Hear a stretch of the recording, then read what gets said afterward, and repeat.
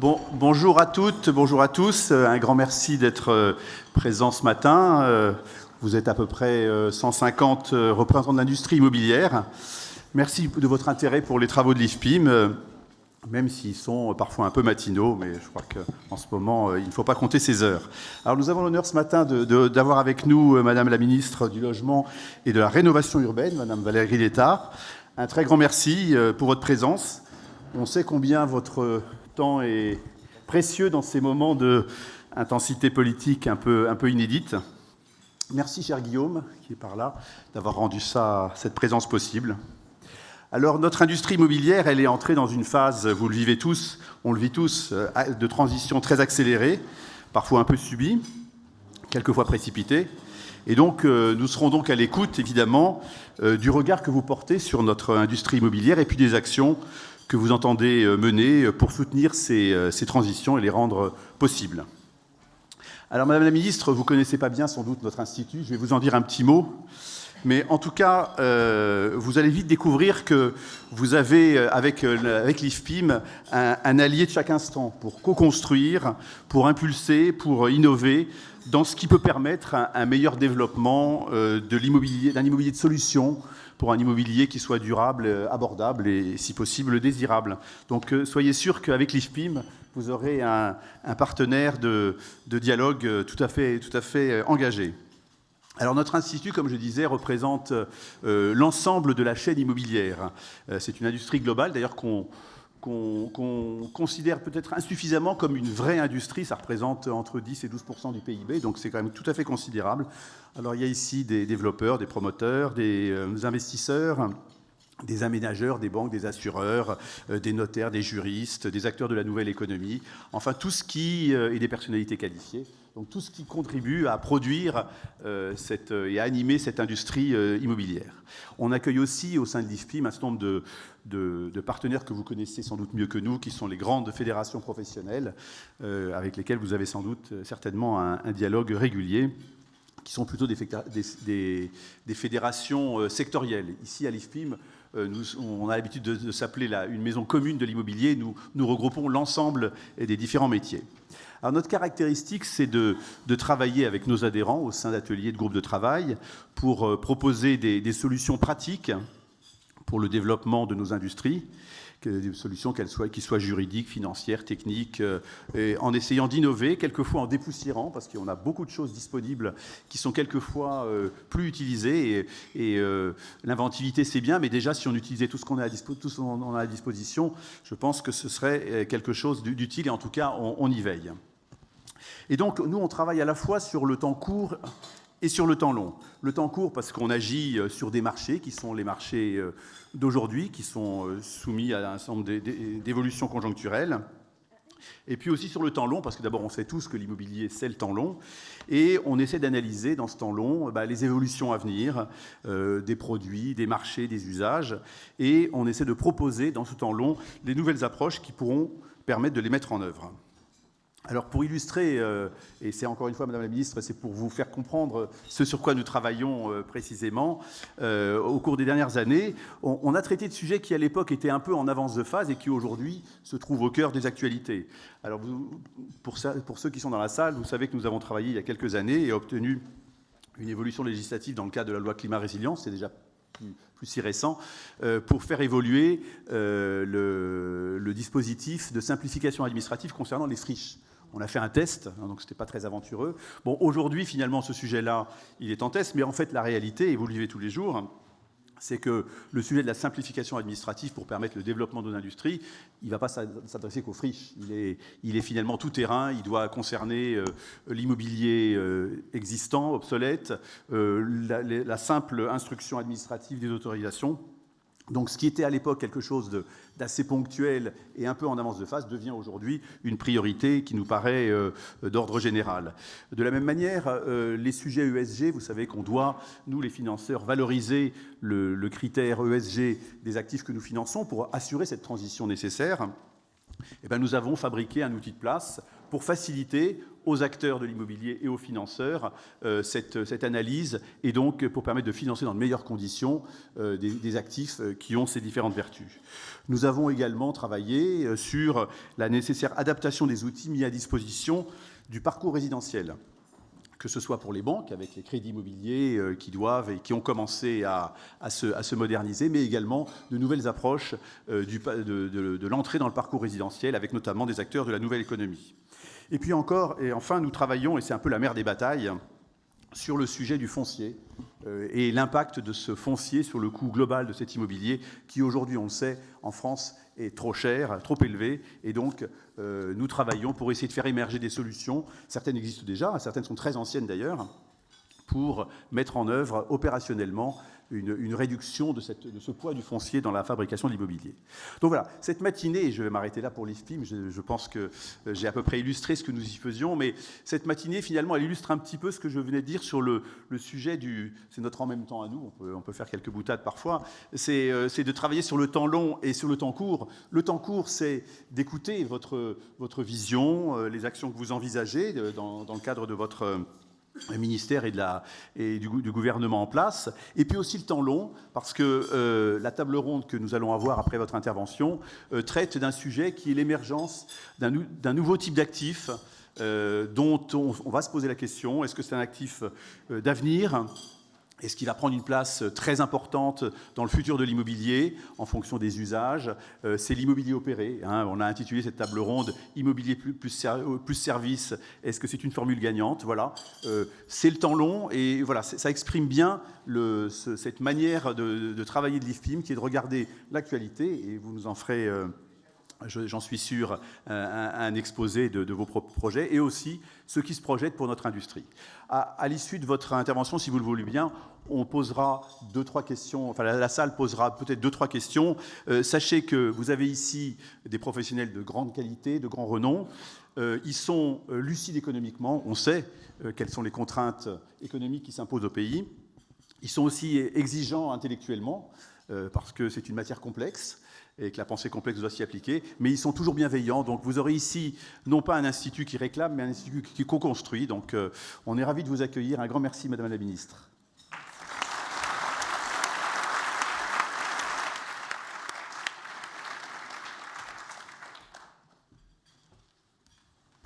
Merci beaucoup, Monsieur le Président, pour vos propos liminaires et pour votre accueil chaleureux et bienveillant.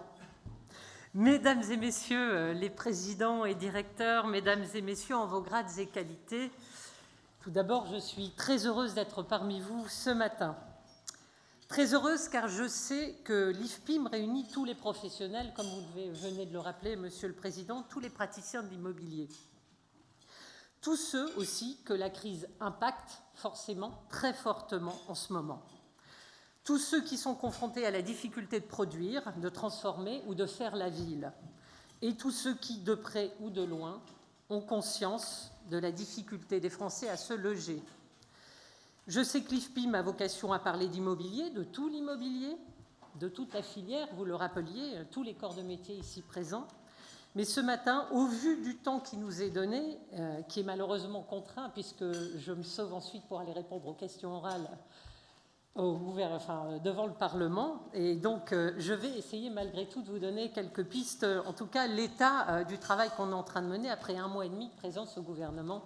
Parce qu'en fait, ça fait 1 mois et demi que nous sommes là, avec une lettre au plafond qui était déjà prête, qui nous attendait, pas forcément sympathique, et autour de laquelle il nous faut ramer pour essayer de retrouver des pistes, de reconstruire un dialogue d'abord avec les acteurs que vous êtes, et puis d'essayer d'obtenir de la part du Premier ministre et de Bercy les voies et moyens, en tout cas de reconstruire des bases qui permettent déjà d'attaquer l'année 2025 avant de se projeter, comme vous l'avez dit, Monsieur le Président, sur tous les enjeux qui sont devant nous. En tout cas, vous êtes tous là, hommes et femmes qui, de près ou de loin, ont conscience de la difficulté que nous avons à trouver des solutions pour que les Français puissent se loger. Je sais que l'IFPIM a vocation à parler d'immobilier, de tout l'immobilier. Mais donc, comment je ferai ? Eh bien, je vais essayer d'abord de parler un petit peu des enjeux budgétaires, mais je vais surtout vous parler de logement. Cela résonnera fortement avec le thème que vous avez choisi, celui de l'immobilier opéré, qui concerne essentiellement le résidentiel, depuis les étudiants jusqu'aux résidences seniors. Je veux profiter bien sûr de cette matinée pour donner quelques points clés de la feuille de route aussi que je suis en train de construire en lien étroit avec le Premier ministre. Donc. Le premier temps de cette feuille de route, c'est celui de la réponse dont je viens de vous parler, la réponse urgente. Il y a urgence car il y a une crise historique. Le nombre de permis de construire accordés a baissé de 40% en 2 ans. Le nombre de logements produits a touché un point bas historique depuis 25 ans. Le nombre de logements sociaux agréés n'a jamais été aussi faible depuis 2013. À tous les niveaux, le secteur est en crise. Et il n'y a pas de miracle. Les Français éprouvent de plus en plus de difficultés à se loger. Alors, bien sûr, sans me faire d'illusions, puisque le principal levier, évidemment, sera la baisse des taux d'intérêt, et ce sera ça le cœur autour duquel il faudra aussi s'appuyer pour essayer de construire les solutions. C'est cette dynamique, bien sûr, de baisse aussi que le Premier ministre, avec le gouvernement, essaie de préserver par la discipline budgétaire. Dans un contexte politique que vous savez tous difficile, à ce stade, cela porte ses fruits. Les taux baissent, le volume des crédits accordés remonte et le volume est après un point bas historique. Évidemment, nous ne maîtrisons pas la politique monétaire. Mais bien évidemment, ma présence au gouvernement, comme celle de tous les autres membres du gouvernement, a pour but aussi de préserver cette relative stabilité et de ne pas ruiner ce début de reprise. Je sais aussi que cette reprise est poussive et hétérogène, et c'est pour cela que j'ai souhaité, dès mon arrivée, plusieurs mesures de relance. Le Premier ministre a ainsi annoncé l'extension du prêt à taux zéro à tout le territoire. C'est un coût qui n'est pas neutre pour les finances publiques, mais c'était un signal essentiel, en plus d'être un dispositif très utile. Alors, je sais dans cette salle, en fait, qu'il n'y a pas que des acteurs qui sont au cœur de l'utilisation de la distribution de ce produit, mais je crois vraiment que cela permettra de produire davantage de logements dans des territoires dans lesquels il y en a aussi besoin. Nous avons aussi besoin de flécher davantage de capitaux vers le logement à court terme. C'est le sens de l'amendement qui avait été travaillé par M. Jolivet et qui concernait les donations. L'idée est simple, elle permet de faciliter les transmissions intergénérationnelles de capitaux pour les flécher vers le logement. Aujourd'hui, on hérite à 60 ans, soit un âge où il est trop tard pour acheter, soit on l'a déjà fait, soit les banques ne prêtent plus ou peu. Cet amendement permettra de fluidifier les transmissions. L'Assemblée nationale n'a pas souhaité l'adopter, au terme d'un débat compliqué, et j'espère poursuivre le travail avec les sénateurs, avec qui j'ai déjà pris évidemment la tâche. Et bien sûr, je suis très attentive au secteur du logement social. Quand on est ministre du Logement, il y a 2 tentations. Soit on est le ministre du Logement social, rien que du logement social, et les acteurs éminents que vous êtes, pour beaucoup privés, ne se privent pas de le critiquer, et c'est normal. Soit on est le ministre contre le logement social, en comptant moins ou peu sur le secteur, mais je veux être la ministre de tout le logement. Nous sommes évidemment, y compris bien sûr le logement social, nous sommes dans une telle situation que si on n'agit pas sur tous les leviers de la chaîne du logement, je ne vois pas comment, quand on parle de parcours résidentiel, ce terme consacré, on peut trouver des solutions. Moi, je suis la ministre qui suis en charge de l'hébergement d'urgence, du logement social, de l'accompagnement de tous les acteurs de l'investissement privé, de tous ceux qui ont besoin qu'à chaque étage de la fusée, on débloque les choses. Et en tout cas, vous me trouverez à côté de vous, comme je serai aux côtés du monde du logement social et même de celui de l'hébergement d'urgence, parce qu'au quotidien, je vais aussi les voir, et les situations qu'on rencontre sont terribles. Alors, il faut le maîtriser. Avoir 3 milliards d'investissements dans le domaine de l'hébergement d'urgence, c'est juste pas possible, et c'est de l'investissement qui devrait aller dans la production de logements.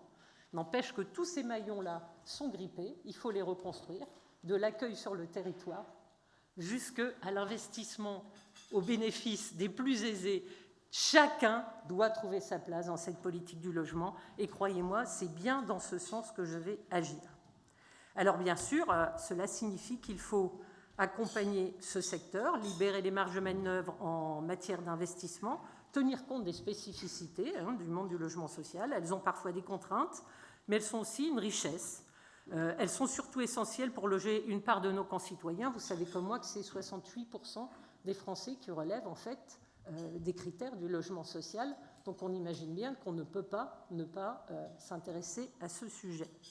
Concrètement, je serai attachée à soutenir le secteur dans ses fonds propres et sur sa capacité d'emprunt avec une baisse du taux du livret A que j'espère forte en février prochain et sur laquelle je réfléchis bien sûr déjà et je travaille avec Antoine Armand. Voici en tout cas quelques éléments pour répondre à l'urgence. Ces mesures d'urgence sont essentielles à la fois pour l'activité économique, mais plus largement pour recréer la confiance nécessaire dans notre secteur, et ça, vous le savez mieux que personne. Mais ces mesures ne font pas une politique du logement, et c'est pour cela que, sans attendre, je veux lancer ou reprendre des travaux structurants. Ma philosophie est simple, pas d'idéologie, du pragmatisme et, à chaque fois que possible, de l'efficacité. Tout ce qui peut réunir un consensus doit être travaillé et doit aboutir rapidement, à condition que ces évolutions ne fassent pas plus de mal que de bien, car j'entends aussi beaucoup un grand besoin de stabilité des normes, dans un contexte où l'incertitude est déjà largement assez présente. Alors, je n'aurai pas le temps de m'attarder sur tous les sujets, vous savez combien ils sont vastes, mais je vous donnerai 4 exemples sur lesquels votre contribution sera précieuse. Le premier sujet, vous l'avez rappelé, c'est celui du foncier. Bien sûr, il y a des réflexions sur la baisse de l'artificialisation, et c'est Catherine Vautrin qui pilote le sujet et qui fait un travail conséquent en ce moment de consultation en lien étroit avec les sénateurs pour ajuster au mieux les règles adoptées il y a quelques années. Et je serai très attentive à la place du logement dans ces adaptations. Et en tout cas, ce sujet, vous le savez, je l'ai déjà porté. J'ai été présidente de la commission spéciale qui s'occupait du ZAN quand j'étais encore sénatrice, parce qu'évidemment, on s'est très vite rendu compte que tel que le dispositif était construit, il allait complètement figer les choses. On a, dans une première étape, commencé à cheminer, mais on est loin d'être au bout du chemin.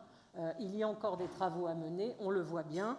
Et donc, c'est cette étape qu'il nous faut maintenant entamer, mais entamer en prenant en compte que la machine est enclenchée, qu'il faut lui donner des souplesses, mais faire attention que le mieux est l'ennemi du bien, et qu'en voulant ouvrir le jeu, on recrée des complexités. C'est toute la difficulté d'un exercice comme celui-là. Donc, il faudra qu'on mène ça avec beaucoup de mesures et en lien avec le Parlement.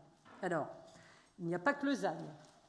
Il y a aussi, je crois, le sujet où il nous faut aller plus loin, que vous avez évoqué, qui est celui des friches, des zones commerciales, et plus largement, toutes les opportunités de réutilisation ou d'optimisation des fonciers.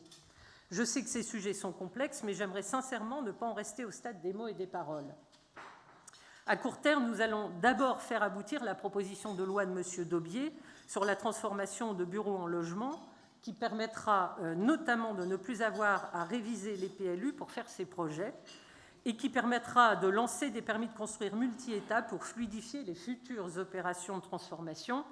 Ce sont des mesures pragmatiques qui ne résoudront pas la crise à elles seules, mais qui aideront, et c'est toute une série de mesures comme ça, très concrètes, qu'il nous faut successivement adopter et en tout cas porter et co-construire avec le Parlement, puisque je l'ai dit plusieurs fois, on est dans un contexte politique tel, on a le Sénat, on a l'Assemblée nationale, que des grandes ambitions, de grands projets de loi, c'est bien, mais comment on ressort avec un projet de loi dans un contexte politique comme celui-là, où vous avez des objets qui peuvent faire l'objet de consensus s'ils sont pris séparément, mais qui, s'ils sont pris dans une acception large, peuvent aussi s'annuler et donner quelque chose qui ne nous fera pas cheminer.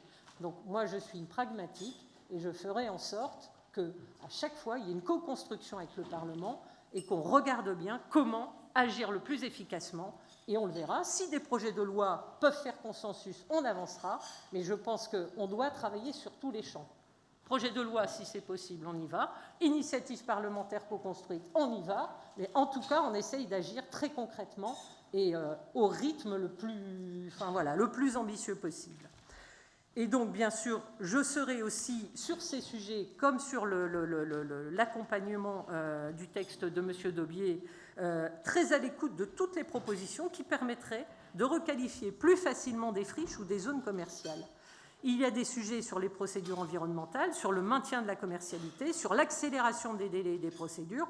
Je vous promets que s'il y a matière à faire un texte de loi, nous le ferons et rapidement, car nous avons des propositions pour cela. Il y a déjà des parlementaires qui nous ont saisis. J'ai répondu en ce sens à Marc-Philippe Daubresse, par exemple, sur les friches commerciales. Je veux qu'on avance de cette façon-là à chaque fois que possible. Le deuxième sujet, c'est celui des capitaux. Pour construire, il faut des fonds propres, il faut une demande solvable, il faut des investisseurs. Et je crois que l'une des principales difficultés du moment, c'est la difficulté à faire des capitaux vers le logement à cause du manque de rentabilité. C'est clair, ce manque de rentabilité vient des prix élevés, tirés par les prix des matériaux et par les prix du foncier, et des rigidités diverses, bien sûr, à tous les niveaux de la chaîne. Nous devons simplifier ces rigidités et trouver les moyens de retrouver une rentabilité. Alors c'est un travail titanesque et un travail de fourmi qui ne peut pas se résoudre de manière satisfaisante par une niche fiscale uniquement. Car la niche fiscale, c'est l'incertitude, c'est la durée limitée, c'est la soumission de l'économique au bon vouloir du politique et à la conjoncture budgétaire. Je crois que nous devons répondre à ce problème de rentabilité et de capitaux de manière structurelle. Je pense que beaucoup, en tout cas je sais que beaucoup pensent que ce n'est pas possible, beaucoup pensent que c'est trop long, beaucoup pensent que ce sont des débats déconnectés des urgences et des réalités. Je crois que c'est aussi le rôle du politique que de penser cet avenir, ça c'est une évidence, et désolé, voilà. Et il nous faudra aussi accompagner les réflexions sur ce modèle économique. Nous pouvons imaginer des outils avec les produits d'épargne. Il faudra regarder aussi avec la fiscalité. Les gouvernements précédents ont beaucoup fait pour flécher l'épargne vers les actions et les entreprises, avec un certain succès d'ailleurs. Il n'y a pas de raison de ne pas imaginer une démarche similaire pour le logement. Mais j'ai besoin, bien sûr, pour cela, de vos idées, de vos retours d'expérience, de votre travail collectif, pour penser les produits d'épargne qui n'existent pas aujourd'hui, pour trouver les normes utiles dans les supports d'épargne et pour tisser des ponts entre les univers. Et le troisième sujet, c'est celui de la simplification des procédures. On y revient. C'est malheureusement un marronnier. Et d'ailleurs, le manque d'efficacité en la matière nuit, à mon avis, à notre démocratie. Mais j'ai pleinement conscience de la responsabilité qui est la mienne en érigeant ce thème comme priorité à la suite de la déclaration de politique générale du Premier ministre. Nous devons avoir des résultats en matière de simplification. Nous ne pourrons pas simplifier envers et contre tous. Nous devons trouver des accords avec les parlementaires, et je rappelais la particularité de l'exercice dans lequel nous nous trouvons, avec les élus, avec les associations. Nous devons donner du sens aux simplifications, mais nous avons aussi une exigence de résultats en la matière. J'aimerais pouvoir lancer rapidement des simplifications pragmatiques et structurantes. Nous l'avons réussi pour les Jeux Olympiques. Nous pouvons le refaire pour la crise du logement. Il y a déjà de nombreuses idées travaillées par le précédent gouvernement, par les sénateurs. Nous reprendrons toutes celles qui faisaient consensus et nous les reprendrons rapidement. Et nous devons aller plus loin, y compris par des simplifications exceptionnelles qui ne s'appliqueraient que quelques mois, le temps de résorber la crise. Pourquoi ne pas lancer une démarche d'1 an pour produire du logement, par exemple, en levant certaines contraintes pendant 1 an, sans rien s'interdire? C'est aussi sur ce point que j'aurai besoin de votre aide, de vos idées de terrain et de votre appui. Le dernier sujet, le quatrième, c'est celui du logement des étudiants. Il est évidemment en lien avec votre thème du jour et fera aisément la transition pour la suite. Je veux faire du logement étudiant une priorité. Il suffit d'écouter ce qui se passe autour de nous pour comprendre qu'aujourd'hui, c'est vraiment un sujet plus qu'aigu. C'est un sujet complexe aussi, par la difficulté de qualifier le besoin et par la nécessité de proposer des solutions pour tous les segments du parc, le social, le très social, le privé diffus, le privé et bientôt l'intermédiaire géré. Nous devons proposer des options à tous les étudiants parce que c'est l'avenir de notre pays qui est en jeu. Un jeune qui ne peut poursuivre ses études, les études auxquelles il aspire, c'est une perte de chance pour lui et une perte de croissance pour la France. Il y a de nombreuses solutions qui existent. Les bureaux, on l'a rappelé tout à l'heure, peuvent se prêter à des transformations en résidences étudiantes, pas tous, pour certains, en fonction de leur situation et de leur configuration. Et vous me trouverez aux côtés de chaque projet à développer. Il y a des investisseurs qui sont prêts à aller sur ce marché et qui continuent à y investir. Il y a des modèles à réinventer, des procédures à simplifier, des élus à inciter, du foncier universitaire à libérer. Et j'espère lancer prochainement, avec mon collègue de l'enseignement supérieur que je vois très très vite sur le sujet, un grand plan sur le sujet.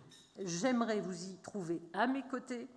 Je serai à l'écoute de toutes vos propositions et je suis sûre que l'IFPIM pourra nous accompagner et recueillir votre contribution pour avancer sur le sujet précis. Mesdames et messieurs, le logement est un sujet passionnant. En guise de conclusion, je veux simplement vous dire ma disponibilité et mon souhait de travailler ensemble.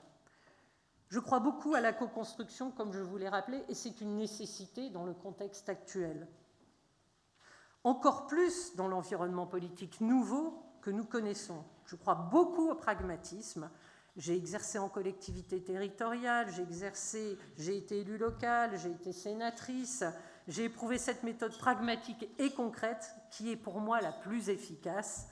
Et en tout cas, ce que j'ai vécu tout au long de 20 ans d'engagement politique et de terrain, puisque j'ai fait énormément de terrain, eh bien, m'a amené tout simplement à ce que je viens de vous évoquer, à savoir que si la vérité était simple et évidente, il y a longtemps qu'on aurait trouvé la direction et qu'on aurait résolu la crise du logement. Par contre, je suis convaincue qu'aujourd'hui, si on n'est pas tous main dans la main et si on ne rame pas tous dans le même sens, quand je dis ça, c'est tout l'univers du logement, qui porte les mêmes ambitions et qui porte la même direction, eh bien, on ne pourra pas arriver à surmonter cette crise, alors que, franchement, il y a une véritable possibilité, il y a des fenêtres qui s'ouvrent et qui sont plutôt favorables, saisissons-les, travaillons ensemble, travaillons tous ensemble, en tout cas pour ma part, vraiment vous me trouverez à vos côtés pour avancer au bénéfice du logement, des Français, parce que s'il y a bien un sujet qui nous réunit tous, quelles que soient nos conditions, eh bien c'est que la vie, elle commence par le logement, le cœur de la vie de tous nos concitoyens, de toutes les familles. On ne peut pas construire sa vie sans un toit, ça nous réunit tous pour plein de raisons. Eh bien moi, pour ces raisons-là, parce que si on fait de la politique au sens noble du terme, on s'occupe de l'essentiel. Eh bien au cœur de l'essentiel, il y a le logement et tous ceux qui contribuent à réussir cette ambition républicaine qui est de donner un toit à chacun. Mais pour cela, il faut aussi des gens comme vous pour trouver les solutions. Et puis, à moi de vous accompagner et de faire tout mon possible, malgré un contexte que je ne vous rappellerai pas, et budgétaire et politique particulier. Il y a plein de solutions à trouver, j'en suis convaincue, si nous portons tout cela collectivement. Merci à vous tous et à vous toutes.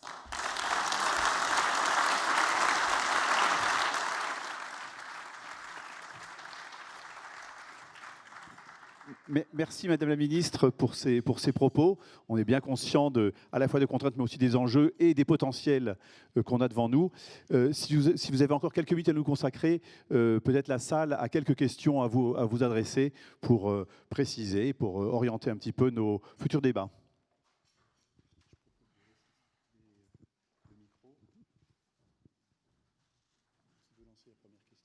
C'est inquiétant s'il n'y a pas de questions. Oui, merci. Bonjour, Guilain Fournier, Quartus. Merci, Madame le Ministre, pour cet échange et pour les réformes que vous envisagez. Et nous espérons, nous comptons sur vous pour qu'elles puissent aboutir. Mais les maires signent les permis de construire. Oui. Et la crise, elle est aussi là pour nous, développeurs, promoteurs immobiliers. Comment faire pour inciter les maires à signer des permis de construire ? Alors là, on est en période qui va s'approcher de la période électorale, mais plutôt en général, vous savez très bien, la taxe d'habitation, je ne suis pas forcément favorable à ce qu'on la remette en place, j'ai été moi-même élu. Hein. Mais il faut trouver une incitation parce qu'aujourd'hui, la signature des permis de construire par les maires, vous le savez, elle est au point mort, et les maires n'ont plus intérêt à les signer puisque la production de logements, globalement, ne leur amène plutôt plus d'inconvénients que d'avantages. Je peux prendre, il fonctionne. évidemment, j'ai bien conscience de ça pour avoir été pendant 8 ans présidente d'une communauté d'agglomération et avoir été élue locale. Donc, je mesure ce que vous dites et c'est vrai que la dynamique fiscale qui existait avec la taxe d'habitation permettait, lorsque vous portez eh bien, des projets de construction, des projets d'aménagement, d'avoir la recette qui correspond pour faire les infrastructures, les équipements publics. Quand vous devez appliquer aussi l'article 55 de la loi SRU, si vous avez plus de logements, il faut créer des classes supplémentaires, des voiries supplémentaires, et que tout ça a un coût. Mais si vous n'avez plus la recette dynamique, mais une dotation qui est plus plane, vous avez un petit sujet. Ça, c'est le premier point, même si on voit bien qu'aujourd'hui, les collectivités ont fait remonter la taxe foncière pour essayer de recréer des dynamiques de recettes. Il y a quand même un petit sujet. Et d'ailleurs, il ne vous aura pas échappé, Catherine Vautrin est en échange régulier avec l'association des maires sur les sujets de quid de la taxe d'habitation. Est-ce qu'on y revient ? Vous avez entendu que la taxe d'habitation telle qu'elle existait, c'est difficile d'envisager de la remettre. Pour autant, il y a une réflexion autour, effectivement, d'une responsabilisation des usagers des collectivités, c'est-à-dire des habitants des collectivités, sur la façon de les responsabiliser et de regarder effectivement comment cheminer vers cette direction. Donc il y a le sujet effectivement de la dynamique de recettes, et c'est vrai que c'est un premier point. Il y a un deuxième sujet qui est l'attribution des logements, surtout des logements sociaux, vous le savez, puisque en fait les maires souhaitent que sur les commissions d'attribution de logements, ils puissent avoir une part plus significative. Le problème, c'est que faire cheminer un texte de loi où, en fait, vous avez des opinions qui vont de là à là, c'est très compliqué, mais que pour autant, moi, je ne renonce pas à l'idée de travailler avec les deux présidentes de commission de l'Assemblée et du Sénat, non pas sur un grand PJL, comme je vous l'ai dit tout à l'heure, imaginez, avec toute l'amitié que je porte à Guillaume Kasbarian, un texte où il y a beaucoup d'irritants, on va dire, politiques qui peuvent faire qu'un texte n'aboutisse pas alors qu'il y a des bonnes choses dedans. Est-ce qu'on ne peut pas séparer les objets, regarder, réfléchir sur ces questions, s'il n'y a pas porté en lien avec le Parlement, eh bien, des solutions à trouver, peut-être pour redonner une place plus importante dans le dispositif aux maires, qui redonnerait, qui réencouragerait les maires, parce que c'est vrai que quand vous produisez du logement, mais qu'on vous laisse très peu de place pour participer au choix sur qui va occuper ces logements, alors que vous avez des personnes dans votre commune qui correspondent aux critères, c'est difficile pour les maires, mais en même temps, vous savez comme moi que les préfets, mais aussi pour permettre à des salariés de rapprocher de leur travail, il faut des contingents et du logement qui soient attribués aussi par d'autres, par le préfet, pour des gens qui sont en situation de fragilité, ou évidemment par les représentants du monde économique, de l'APEC et les ESH pour rapprocher les salariés de leur travail. C'est un travail compliqué d'équilibre, on le voit bien, à chaque fois on se heurte à des difficultés. Pour autant, essayons de travailler avec les deux commissions, en tout cas je vais essayer de m'y atteler. C'est un levier aussi sur lequel il faut essayer de trouver les voies de passage. Je pense sur quelque chose d'équilibré et en accord avec le Parlement, peut-être qu'on peut y arriver. Il y a la question des recours. Les recours, quand même, vous le voyez bien, dès qu'un élu porte un projet, très très souvent, il a des recours qui lui tombent sur la figure. Alors, dans des contextes politiques préélectoraux, ça ne les emballe pas trop, les maires, on peut se mettre à leur place. Et donc, là aussi, comment, sur cette question des recours, ce droit au recours, on regarde comment on peut, en tout cas, réfléchir à quelque chose qui soit peut-être plus équilibré. Et en tout cas, c'est aussi une piste de travail sur laquelle il va falloir qu'on s'attelle, qu'on se penche. Il y a déjà eu des choses de fait.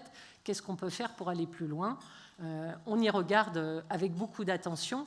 Il y a beaucoup de leviers qu'il faut regarder. Et puis le foncier, puisque quand vous avez le ZAN qui s'applique, et pas que le ZAN, parce que tout le monde se focalise sur le ZAN, mais une fois que vous avez divisé par 2 les ENAF à consommer, il y a aussi les compensations environnementales. Tout ça, c'est compliqué. Tout ça, c'est difficile pour les collectivités. Et après, c'est vrai que quand vous avez un foncier, d'abord, il faut les outils pour la reconquête des friches, il faut les leviers pour pouvoir les aménager. Il y a beaucoup d'éléments comme ça. Et quand vous avez un conflit d'usage sur qu'est-ce que je fais du foncier dont je dispose, vous priorisez. Et donc, sur cela aussi, tout ce qu'on pourra faire au travers du ZAN, mais aussi des compensations environnementales, puisque si vous consommez, par exemple, 1 hectare d'ENAF sur des zones humides, il faut rendre 3 hectares de foncier en compensation environnementale. Donc, vous imaginez, il n'y a pas que la division par deux. Il y a comment on compense. Bon, tout ça, c'est des héritages des lois qui, successivement, en fait, elles se juxtaposent et elles s'additionnent. Donc, comment nous, on retravaille ces sujets-là, sachant qu'aussi, on a des objectifs européens, Horizon 2050, préservation, sobriété foncière. Donc, tout ça, c'est ce qu'on appelle les injonctions contradictoires. Et nous, on doit essayer de trouver la voie de passage dans tout ça et de le faire le plus pragmatiquement possible. Et c'est là où on a besoin de vous, parce que les solutions, on peut avoir des fausses bonnes idées à chaque fois. On le sait bien, dès qu'on touche à un sujet, en résolvant un problème, on en crée un autre, parce que tout se percute quand on arrive en bas de l'entonnoir. Et que la solution, ce que je veux vous dire au travers de tout ce que je viens d'évoquer, c'est qu'il y a plein de points qu'on a bien identifiés, mais il n'y a pas qu'un cadre national, il y a un cadre européen, et c'est là où nous, il faut qu'on regarde comment on peut cheminer en agissant sur tous les leviers, parce que s'il y avait une raison, ce serait facile, mais il n'y en a pas une. C'est une multiplicité de points sur lesquels il faut faciliter, simplifier, ajuster des dispositions qui ne viennent pas des mêmes tuyaux. C'est ça qui est... Et donc, c'est quand je disais un travail de fourmi, c'est tous ces sujets-là qu'on a bien dans le scope, qu'on a bien identifiés et sur lesquels, point par point, alors quelquefois dans mon ministère, quelquefois dans d'autres, vous l'avez bien compris, on essaye en tout cas de converger pour recréer des possibilités et essayer d'agir sur tous les leviers. Mais on en est là. Et on voit bien, il y a des points sur lesquels on va pouvoir avancer tous ensemble, sur les friches, je pense que sur le ZAN, en tout cas, moi, par exemple, je vais vraiment m'atteler à ce que, dans les assouplissements du ZAN, le logement trouve toute sa place, parce qu'il n'avait pas sa place trop jusque-là. On a beaucoup agi sur le foncier éco, mais on a oublié que quand on crée des industries, faut loger les salariés. Et pour loger les salariés, il faut du foncier. Il est où le foncier pour le logement ? Il n'est pas... Et donc, moi, j'ai déjà dit, objet logement, il doit figurer dans la PPL ZAN qui va arriver, si c'est une PPL, puisque je reçois les sénateurs, je reçois Jean-Baptiste Blanc et Guilain Cambier ce midi, pour tout vous dire, pour parler un peu de leur travail et de leur initiative parlementaire, pour voir quels sont, en tout cas, même si c'est Catherine qui pilote, moi, les enjeux qui me préoccupent versus logement. Voilà. Et mon sujet, c'est que le logement retrouve sa place dans l'évolution du ZAN. Et déjà, ça peut remettre un peu de mou sur la problématique foncière et maîtrise sobriété foncière. Ouais, je suis bavarde, vous avez vu, mais non. J'ai une autre question. Je suis le monsieur Loyal, moi, porteur du micro. Oui, bonjour Madame la Ministre. Matej Karasimanov, Aken Écosystème. J'aimerais poursuivre la question de Guilain sur la fiscalité, parce qu'il a été maire, mais il a également été conseiller général. On entend beaucoup en ce moment aussi la possibilité d'augmenter les DMTO. Qu'en est-il ? Parce que là, on parle de plusieurs milliards à nouveau. Et voilà, vous nous avez expliqué la taxe d'habitation, mais là aussi, on a un vrai sujet. Écoutez, là, c'est vraiment Catherine qui est en première ligne sur ce sujet, et je sais que la question chemine et qu'il y a une forte attente des conseils départementaux. Moi, j'ai fait part, en tout cas, de mon souci et en tout cas de mon souhait que s'il faut, parce qu'on sait qu'il faudra des leviers. Pour vous donner quand même un ordre d'idée, je vais vous parler du département que je connais, le département du Nord. 2024, c'est moins 60 millions de DMTO. En clair, qu'est-ce que ça veut dire quand même pour que vous mesuriez ? Ça veut dire que la DMTO, c'est quand même une des recettes essentielles des départements. Le département, c'est quoi ? C'est toutes les solidarités obligatoires. C'est la protection de l'enfance, c'est l'enfance maltraitée, l'aide sociale à l'enfance, c'est le RSA, mais c'est aussi les allocations adultes handicapés et l'APA, c'est-à-dire tous vos parents, grands-parents qui sont accompagnés par l'allocation personnalisée d'autonomie. Par exemple, moi je vois dans le Nord, avec la perte des DMTO et les coupes, je ne sais pas si dernier trimestre, ils savent payer l'APA 2025. Donc typiquement, ça vous donne un ordre d'idée. Donc aujourd'hui, effectivement, il y a une discussion. Moi je suis très... je vous dis les choses telles qu'elles sont. Et je suis élue départementale. Mais moi, je dis attention, effectivement, à ce que des mesures qu'on prenne d'un côté ne fragilisent pas l'autre, mais en même temps, nous sommes dans cette équation impossible qui est comment on préserve l'essentiel des solidarités et pas d'assistanat. Hein. Quand je dis ça, c'est la protection, enfin vous voyez, c'est l'enfance maltraitée, c'est l'allocation adulte handicapé, la prestation de compensation du handicap ou les personnes âgées, versus APA. Donc on en est là. Et les départements ont déjà raboté, tout le superflu est déjà quand même nettement nettoyé. Hein. Enfin, ce que je veux dire, c'est que de leur côté aussi, et je vois M. Sauvadet bientôt, mais on est dans cette réalité. Comment ça va aboutir? À quelle hauteur? Pourquoi faire? Qu'est-ce qui va être arbitré? Je ne sais pas vous dire, en toute transparence et en toute sincérité. Mais vous le savez, il y a des discussions et des négociations avec chaque association de collectivité, et jusqu'où cela va aller, je suis incapable à ce stade de vous le dire, parce que je pense que de toute façon, les discussions continuent, cheminent, et qu'il faut trouver une voie qui soit acceptable par tous. Et on en est là. En tout cas, ce sujet, ça fait partie des nombreux sujets. Quand je vous disais que nous sommes dans des équations complexes, on est vraiment dans des équations complexes.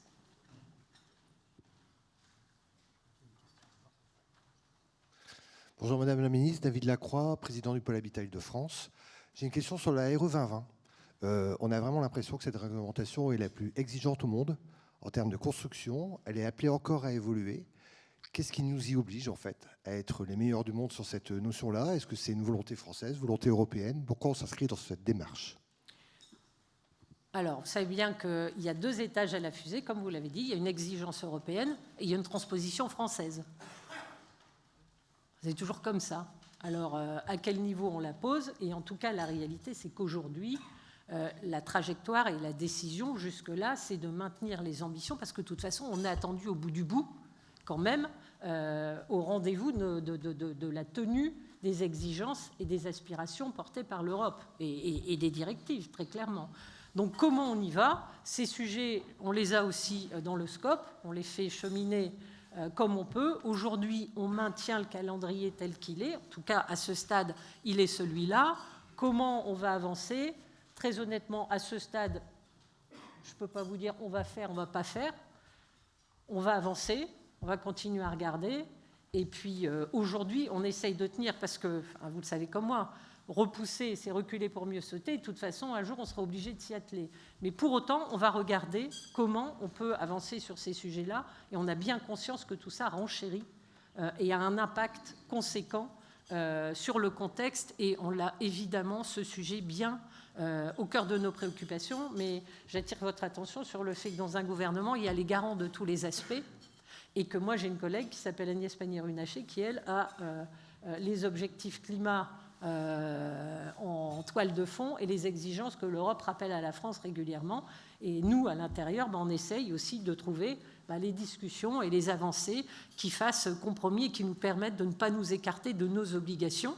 Mais moi, je suis là pour rappeler tous ces sujets-là. Ne vous inquiétez pas, je les ai bien dans la tête. Et puis, à chaque fois qu'on peut bouger un peu, on bouge. Quand on ne peut pas, on ne bouge pas. Mais en tout cas, moi, c'est comme ça que je fonctionne. J'ai tous les points que vous m'évoquez bien en tête et remontez-les-moi régulièrement. Quand on peut les faire bouger, on les fait bouger. Quand ça paraît dangereux pour être au rendez-vous de nos obligations, on ne fait pas ou on fait peu. Mais il y a toujours une raison quand on ne fait pas.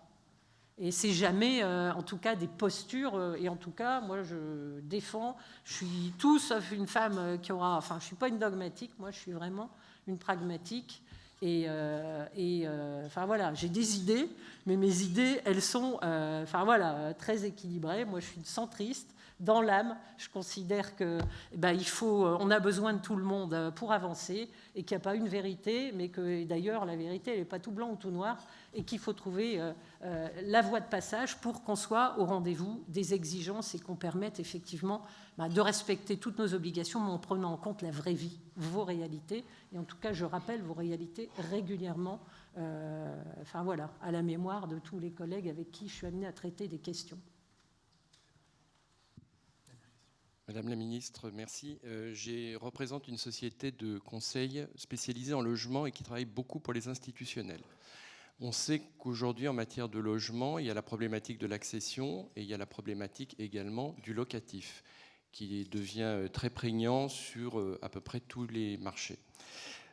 On sait également que les institutionnels, en matière de logement, bénéficient de rendements qui sont insuffisants et donc, malheureusement, n'interviendront pas massivement sur ce secteur. Est-ce qu'on peut imaginer qu'une politique du logement qui aujourd'hui, au niveau des bailleurs, est représentée par 95% de particuliers, est-ce qu'on pourrait imaginer une politique de logement qui s'appliquerait, qui soit à la fois pérenne, mais en même temps qui s'appliquerait aussi bien sur l'ancien que sur le neuf? Est-ce qu'on peut imaginer une politique du logement un peu différente de ce qu'on connaît depuis tant d'années?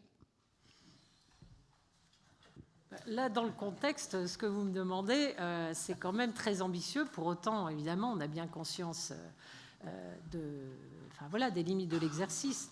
Vous savez bien que dans un secteur qui vous est cher, le Pinel est arrivé à son terme au 31 décembre, que c'était quand même un sujet central, mais qu'en même temps, chacun s'accordait à dire que ce sujet, d'abord, il avait un impact financier qui était plus tenable et qu'il avait des avantages, mais qu'il avait aussi quelques inconvénients éprouvés et qui faisaient qu'il y avait un consensus général pour dire le Pinel, on ne peut pas continuer, par exemple.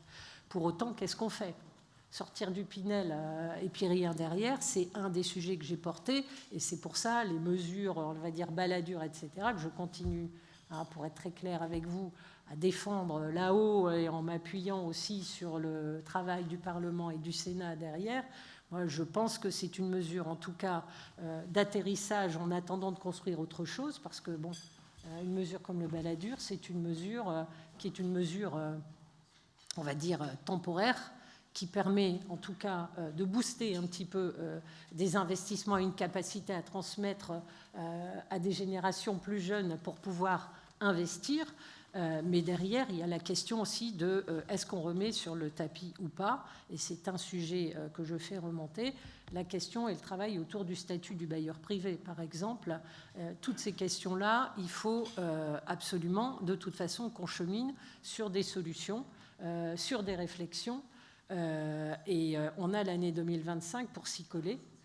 Et pour avancer, et moi ce que je veux, c'est qu'avec Bercy, puisque vous savez bien quand on parle de ça, c'est Bercy qui a la manœuvre, puisque forcément c'est un impact financier significatif, et on va là aussi peut-être travailler, en tout cas avec Laurent Saint-Martin et Antoine Armand, on va réfléchir à cette question-là, puisque c'est forcément avec eux que nous travaillerons sur ce sujet, mais on a bien conscience qu'il va falloir effectivement s'atteler à ça, et à tout, la question, effectivement, de tout le locatif est un vrai sujet qui est devant nous.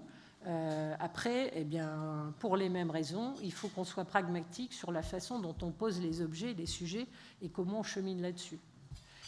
On est dans un contexte particulier. Pour autant, il y a des choses à faire. J'en suis convaincue, mais il faut poser les sujets et avancer un par un. Mais à condition d'avoir aussi une vision et une réflexion partagée avec vous et qui prend la réflexion globale, parce que j'ai bien conscience aussi qu'on est sur une réflexion globale, mais l'ambition est énorme. Il ne faut pas sortir d'un objectif qu'on doit partager, mais pour autant, il faudra poser les briques les unes derrière les autres et il faut essayer de le faire le plus en phase avec vous possible. Merci beaucoup. J'ai juste une dernière question. Je suis le modérateur de la table ronde qui suit derrière. C'est pas que je veux réduire le temps de parole de mes invités, mais j'ai une dernière question peut-être pour clore ça. Vous avez évoqué la volonté de flécher une partie de l'épargne des Français vers le logement. Est-ce que vous pouvez un tout petit peu développer? Qu'est-ce que vous attendez? Est-ce qu'on peut avoir l'idée d'une nouvelle SCPI logement, des foncières logement, un contrat d'assurance vie logement, des nouveaux produits assurantiels là-dessus? À ce stade, je ne sais pas vous dire en tout cas comment on va construire, mais on va se faire un petit groupe de travail avec tous les acteurs du secteur, avec le monde bancaire. On a un petit groupe de travail qui est en cours de construction pour creuser toutes ces questions-là. Avec Bercy? Dès qu'on parle sous, on parle Bercy. Donc ça, forcément. Mais bon, très honnêtement, on se voit régulièrement, de même que je vois régulièrement Monsieur Lombard. Enfin, on travaille main dans la main sur des solutions et notre objectif, de toute façon, il doit être commun. Bercy, Antoine Armand, Laurent Saint-Martin, leur intérêt, c'est pas que le monde du logement soit en berne, c'est que la dynamique reparte, c'est des emplois derrière, c'est l'économie quand ça va pas bien. Et comme vous l'avez tous dit, le logement, c'est le temps long. On voit aujourd'hui le contexte économique avec l'impact qu'il y a eu sur les taux d'intérêt, le renchérissement des coûts des travaux, le foncier raréfié. Eh ben, on voit les résultats sur l'emploi et sur la conjoncture et la production de logements. Chacun a bien conscience qu'il va falloir trouver des leviers pour demain, mais il y a toujours une temporalité. Le temps long, ça donne, en fait, aujourd'hui, on subit les événements qui sont passés en 2022, 2023, et ça va être comme ça. Et donc, comment très vite on construit une nouvelle dynamique et de nouvelles solutions. Et en tout cas, on a le devoir, évidemment, avec mes collègues du ministère de l'économie, de regarder comment on creuse toutes ces pistes. Et on a bien ça en tête. Au-delà des sujets que vous connaissez déjà, et sans vous dire quoi que ce soit, parce que de toute façon, je ne vais pas vous raconter ce que je ne peux pas vous raconter aujourd'hui. Ce que je peux vous dire, c'est que sur ces sujets, on va travailler ensemble et on va travailler main dans la main. Merci beaucoup, Madame la Ministre.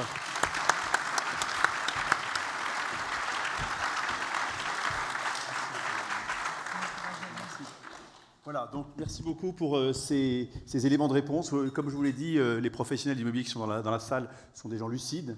On sait la complexité, on sait la contrainte économique, mais on sait aussi que l'avenir de ces métiers, il est dans nos entreprises. Il faut juste que les pouvoirs publics soient déjà facilitateurs. Encore une fois, on ne tend pas la main. On est prêt à accueillir tout ce qu'il faut, mais les solutions, elles sont chez nous. Il faut que les pouvoirs publics soient facilitateurs.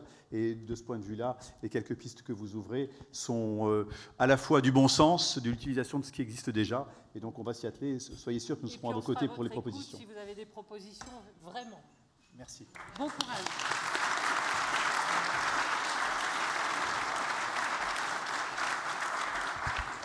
Merci beaucoup. Il ne nous reste plus beaucoup de temps pour parler d'immobilier opéré. C'est pour ça que je vais demander tout de suite à mon panel de nous rejoindre. Maryse Olagnon, présidente de la FEI et présidente de Finestate. Barbara Corignoguin, présidente de Cushman Wakefield France. Valérie Dubancung, directrice générale de Duval Développement. Et Ludovic Jacot, directeur général de Bâtipart Europe. Je voudrais féliciter Olivier pour la parité qui est plus que respectée à ce panel, parce que je sais que par le passé, quelques critiques ont été émises sur le niveau de parité. L'immobilier opéré, l'immobilier plus service, est-ce la formule gagnante? Il y a un point d'interrogation, donc on attend vraiment une réponse, oui, non, de la part de nos invités. Je voudrais juste commencer d'abord peut-être de quoi l'immobilier opéré est-il le nom? Et finalement, est-ce que l'immobilier... Je ne touche plus le micro. Promis, je ne le touche plus.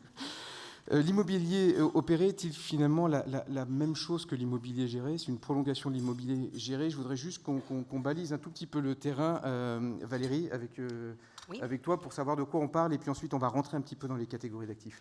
Alors déjà, moi je représente le groupe Duval. On a une particularité, c'est que nous sommes à la fois promoteurs, exploitants et investisseurs. Alors, ça a le mérite, bien évidemment, de travailler dans le même groupe, d'avoir des connaissances des métiers de chacun et d'avancer peut-être plus vite. Aujourd'hui, ce qu'il faut savoir, c'est que l'immobilier géré est un immobilier qui a énormément évolué.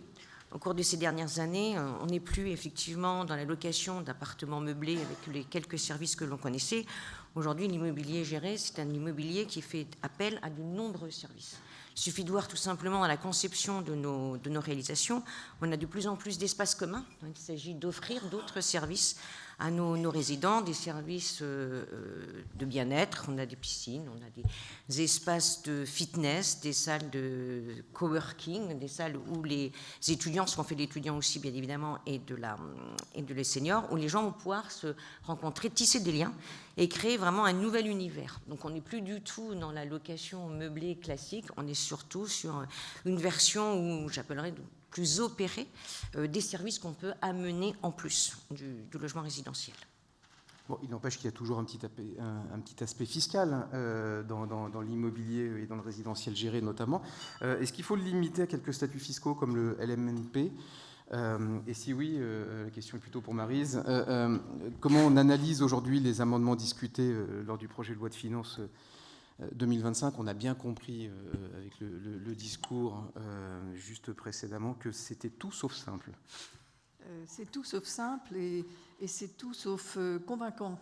Si on regarde les amendements qui ont déjà été adoptés, à bien des égards, ils relèvent du jeu de rôle, en 2 mots, de chaque mouvement politique, mais il nous semble à nous que le vrai fond du sujet de l'immobilier, et en particulier sous l'angle fiscal, c'est reconnaître enfin que l'immobilier, sous toutes ses formes, et pas seulement le logement, toutes les classes d'actifs, ça n'est pas une rente. D'ailleurs, la ministre l'a bien reconnu, ça n'est pas rentable, du moins pour la partie logement.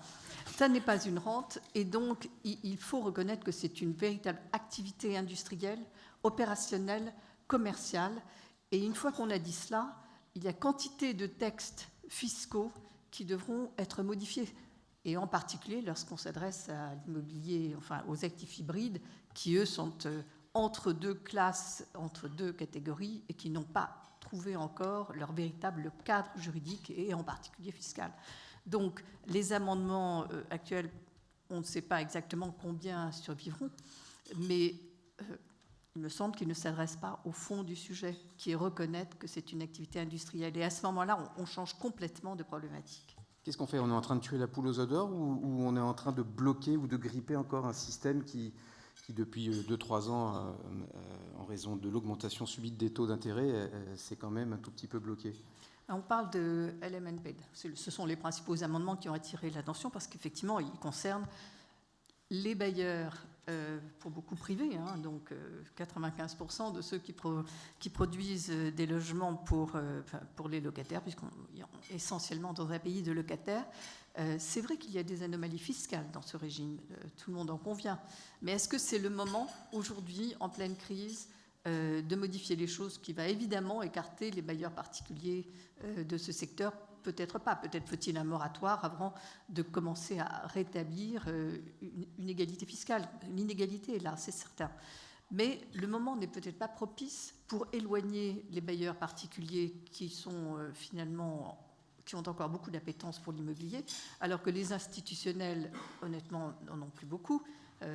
Pour des raisons de rentabilité évidente, pour des raisons de rapidité de sortie des projets, c'est une véritable question. Valérie Alors, tout va dépendre, je dirais, un peu de ce qui sera réellement voté.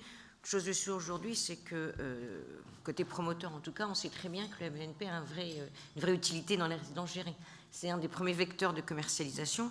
Donc obligatoirement, si la mesure fiscale vient à se durcir, il y aura certainement, peut-être pas un désintérêt total, puisqu'il y aura de moins en moins de mesures fiscales. Donc même s'il en reste une, même si elle n'est pas idéale, il en restera toujours une. Je dirais que ça peut être aussi un vecteur de commercialisation, mais ça aura un impact.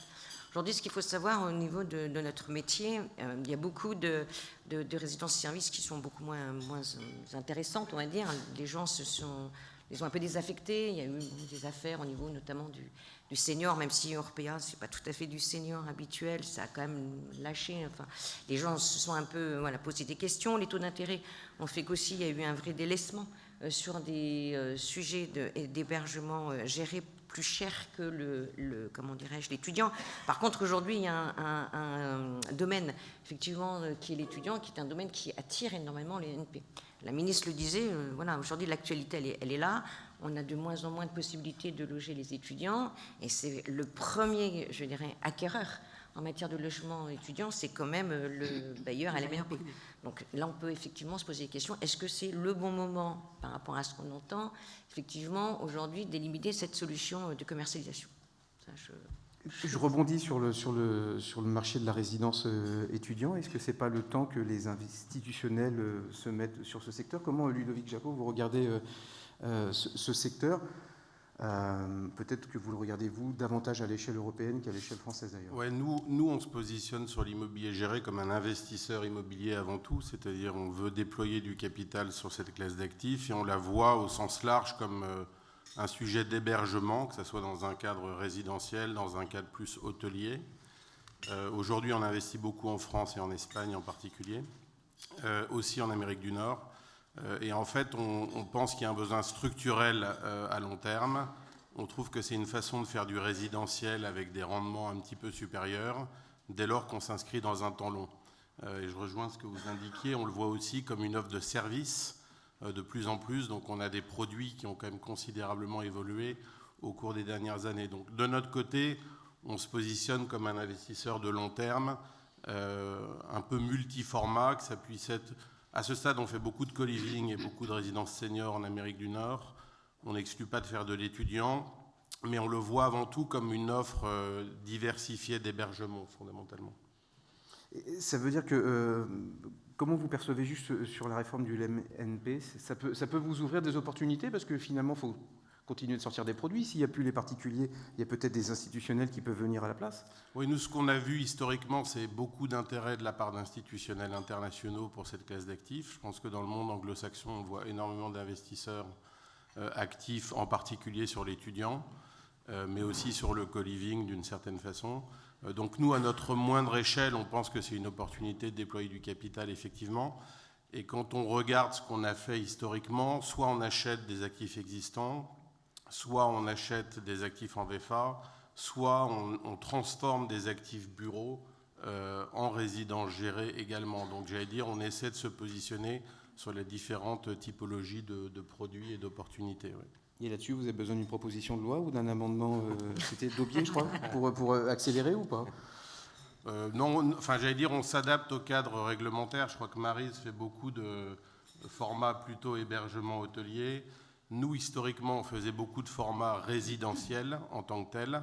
Et dès lors qu'on s'attaque à la transformation bureau en logement, on regarde maintenant aussi le format hébergement hôtelier. Donc, j'allais dire, nous, on est assez agnostique au format dès lors qu'on a un produit qu'on pense adapter sur du long terme à la demande, en fait. Donc, on regarde différents types de formats aujourd'hui sans difficulté. Cet appétit des investisseurs, Barbara, pour l'immobilier opéré, on le voit sur d'autres, j'allais dire, segments d'actifs.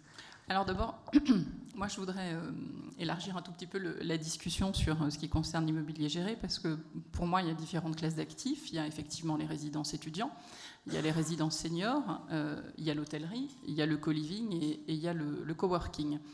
Le point commun, on va dire, de toutes ces classes d'actifs, selon moi, c'est qu'elles correspondent à des besoins qui sont liés à des changements structurels profonds, qui sont liés également à des besoins démographiques qui soutiennent ces sous-jacents. Et enfin, ils ont en commun une offre servicielle qui est importante dans toutes ces classes d'actifs. Si on regarde sur les chiffres des 9 premiers mois de l'année, en France, les volumes d'investissement en immobilier géré se sont plutôt un peu cassé la figure, de la même façon que les volumes d'investissement en bureau ou en immobilier banalisé. Si on regarde, à part l'hôtellerie et en particulier l'hôtellerie dans le secteur région Île-de-France qui reste avec le même volume que l'année 2023, mais pour le reste, les résidences seniors, je crois que le volume transacté sur les 9 premiers mois de l'année, c'est une 50aine de millions d'euros, versus sur une moyenne quinquennale, c'était à peu près 450 millions d'euros. Donc on voit bien que la machine est complètement enrayée. Le co-living, qui a démarré beaucoup plus tard, parce que c'est une classe d'actifs plus jeune, beaucoup moins mature que les résidences étudiantes ou les résidences seniors, résiste plutôt bien, entre guillemets, avec des volumes de l'ordre de 170 millions d'euros engagés sur les 9 premiers mois de l'année, versus une moyenne quinquennale à 270 millions. Et c'est à peu près la même chose pour les résidences étudiants, où on a des volumes engagés de l'ordre de 120 millions, versus à peu près 270 millions sur une moyenne quinquennale. Donc ensuite, qu'est-ce qu'on voit ? À l'échelle européenne, si on regarde les chiffres, en fait, il y a eu là aussi une explosion des volumes engagés sur les classes d'actifs gérés, qui, en volume consolidé, ont atteint jusqu'à 12 milliards d'euros investis sur l'ensemble des pays européens. L'année dernière, les volumes engagés ont diminué, se sont réduits de l'ordre de 50%, puisque je crois que c'est à peu près 6,5 milliards qui ont été engagés, et sur lesquels, en fait, il y a 5 pays qui tirent vraiment leur épingle du jeu, et 2 principalement, en particulier pour ce qui est résidence étudiant et résidence senior, parce que ce sont des pays qui sont très matures, avec des opérateurs matures et aussi des portefeuilles qui viennent soutenir l'activité transactionnelle. Je pense notamment au UK et à l'Allemagne. On voit depuis la France représenter environ 10% des volumes engagés, les Pays-Bas 10% des volumes engagés, et l'Espagne est en train de nous devancer. On voit une forte activité transactionnelle en Europe du Sud, notamment Espagne, Portugal, Italie. Donc il y a de l'appétit, bien sûr, pour ces classes d'actifs. Alors il y a des pays qui sont plus matures que d'autres. Je pense qu'en France, on a une double difficulté. On a la difficulté de la production, que vous avez évoquée, qui est liée aux difficultés des promoteurs, de l'accès au foncier, de la rentabilité. Ça, c'est la première des difficultés. Pour le senior, je pense que les difficultés qu'ont rencontrées certains exploitants liées à l'augmentation des coûts de l'inflation, de la crise énergétique, des coûts salariaux qui ont fait que leur compte d'exploitation n'était pas toujours très joli, évidemment, ont enrayé ou ont calmé un peu les ardeurs de certains investisseurs. Mais néanmoins, l'immobilier géré, je le rappelle, répond vraiment à une tendance structurelle des changements démographiques importants. En étudiants, c'est 3 millions d'étudiants actuellement, c'est un taux de croissance de 3 à 4% d'étudiants tous les ans, 10% d'étudiants étrangers. En seniors, c'est 140 000 seniors supplémentaires. Je crois qu'à l'horizon 2030, l'INSEE prédit que sur 70 millions d'habitants, il y aura 6 millions de seniors de plus de 75 ans et 1 million supplémentaires de plus de 80 ans. Donc ces gens-là, il va bien falloir les loger. Et donc ça répond à un besoin structurel. D'où l'importance, moi je suis convaincue que c'est une classe d'actifs auxquels les investisseurs institutionnels doivent continuer à s'intéresser très clairement. Est-ce que cette conviction sur les résidences seniors, en dépit des petits soucis, je pense à Résid Études Seniors, dont le tribunal de commerce a rendu normalement hier les offres de reprise, je crois qu'il y en a 2 ou 3 sur la globalité des résidences, est-ce que ça fait fuir temporairement des investisseurs ou est-ce que ça peut réattirer d'autres investisseurs avec quelque part un repricing en fait, des actifs? Comment vous regardez et vos convictions sur les résidences seniors? Alors, nous, côté Batipar, on n'est pas actif en résidence senior en Europe. En revanche, on l'est en Amérique du Nord, mais dans un format très différent, c'est-à-dire des actifs de périphérie, en général développés, des actifs de très grande taille avec une offre de services extrêmement importante, donc peut-être un peu différent du modèle de résidence senior tel qu'on le voit en France ou en Europe à ce stade. Nous, je pense qu'on a de l'intérêt pour ce segment. Après, on ne sait pas à ce stade comment l'adresser dans le contexte français qui est celui que vous avez rappelé, mais on trouve que c'est une classe d'actifs intéressante également. Qui s'achète mur et fond? Alors nous, ça c'est le grand débat du modèle de la résidence gérée. J'anticipe un peu mes questions. Hein. Nous, au-delà de la résidence gérée, on est très actifs en hôtellerie mur et fond, donc on a une appétence pour le risque, j'allais dire, opérationnel. Donc aujourd'hui, on croit beaucoup à ce modèle intégré, j'allais dire format type mur et fond, ou en tout cas un modèle intégré de détention de l'immobilier et de l'exploitation. Voilà. Après, on apprend en marchant. On a beaucoup investi en co-living et, comme on le rappelait à l'instant, c'est une classe d'actifs assez nouvelle. Donc on a décidé d'acheter les murs, de confier la gestion dans des contrats de gestion à des opérateurs dont c'est vraiment le savoir-faire. Mais on apprend ce métier et je pense que, en tout cas de notre point de vue investisseur immobilier, l'exposition au métier opérationnel nous semble intéressante. Donc on voudrait le regarder un petit peu comme on regarde l'hôtellerie mur et fond en réalité. On va y revenir, mais je rebondis quand même sur le co-living avec Maryse. Quid du co-living? Est-ce que ça va décoller ou est-ce que ça a déjà décollé ou est-ce que c'est en train de décoller? Barbara l'a indiqué, ça a déjà décollé et ça a toute vocation à se développer encore plus. Maintenant, il faut s'entendre sur ce qu'on définit par co-living. Très souvent, on confond avec colocation. Colocation implique des partages de salles de bain souvent et de cuisine à tous les coups. Et la cuisine collective, c'est le point de cristallisation de toutes les difficultés de la vie en commun. Le co-living est plus particulièrement cantonné aux appartements indépendants, mais qui partagent des espaces communs. Et en général, d'ailleurs, ce sont plutôt des studios, parfois des 2 pièces, rarement des appartements familiaux, du moins pour le moment, qui partagent un salon, une cuisine collective, un espace de coworking, fitness, piscine quand c'est très luxueux. Voilà. Et par ailleurs, il faut le distinguer également de l'habitat partagé, qui est encore une autre classe d'actifs, qui se développe également, par laquelle, dans un immeuble de propriétaires et non pas de locataires, on partage des espaces communs. Donc, il y a en plus également l'habitat participatif de type béguinage, où on se réunit en étant propriétaire, mais en partageant même un jardin commun et un certain nombre de services. Donc, il existe plusieurs définitions. Il faut bien savoir de quoi on parle. Et effectivement, le co-living, c'est ce qui se situe entre l'hôtellerie et le résidentiel, avec une part de services importante. Quel est le modèle le plus rentable ? Pour le moment, moi, je suis spécialisée sur un sujet qui est le co-living. Et pour le moment, ça va bien, merci. Et comment on l'adresse ? On l'adresse aussi mur et fond ou Alors ça, c'est un sujet qui touche immédiatement au sujet de la valeur. Ouais. Il y a eu des évolutions en la matière. C'est ce qui a permis à Accor, au groupe Accor, au moins 2 ou 3 fois dans son histoire, d'extérioriser ses murs, de faire rentrer du cash et puis de recommencer la mécanique. Donc, si on analyse la question, distinguer mur et fond, c'est invariablement soustraire une partie de la création de valeur du propriétaire du bien vers l'exploitant. Je ne porte pas de jugement de valeur, hein, c'est tout à fait, ça peut tout à fait se reconnaître. Mais ça explique aussi pourquoi les investisseurs maintenant s'écartent du modèle du bail confié à un opérateur et préfèrent réunir mur et fond et donner un contrat de prestation de service, un contrat d'exploitation. Parce qu'ils se sont bien rendus compte que dans le système antérieur, enfin, c'est assez récent, hein, ça fait 2-3 ans que cette évolution se constate, mais dans le système antérieur, l'investisseur perdait une partie de la création de valeur, et aujourd'hui, il en a conscience et il ne veut plus tellement le faire. En revanche, est-ce qu'il récupère une couche de risque supplémentaire ? Évidemment. Absolument. Évidemment. Mais est-ce que c'est véritablement une couche de risque supplémentaire ? Quand vous étiez investisseur d'une résidence en période de Covid et que votre locataire vous disait je ne peux tout simplement plus payer, mais on met en place un moratoire, on met en place des abattements, eh bien d'une certaine façon l'opérateur devenait votre associé.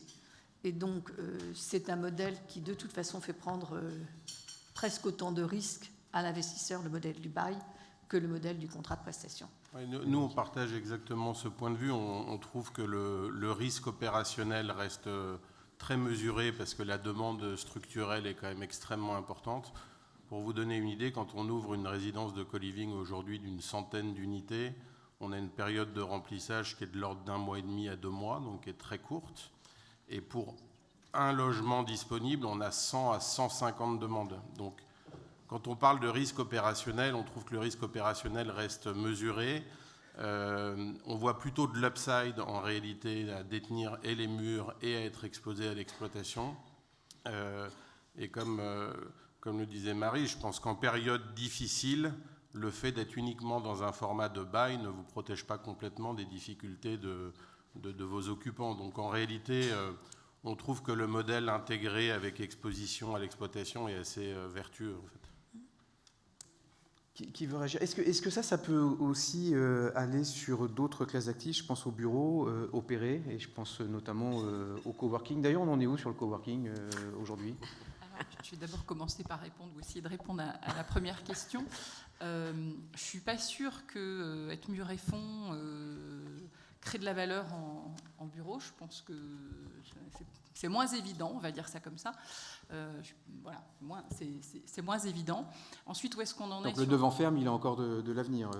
Comment ? Le 6 ou 9 ans ferme, il a encore de l'avenir. Non, c'est pas tout à fait ce que j'ai voulu dire. J'ai simplement mon propos était plutôt de dire que c'était plutôt défensif, on va dire ça comme ça, que de faire du coworking dans des immeubles de bureaux qu'une façon nécessairement, pour l'instant en tous les cas, de créer de la valeur d'une façon générale. C'est un point de vue personnel.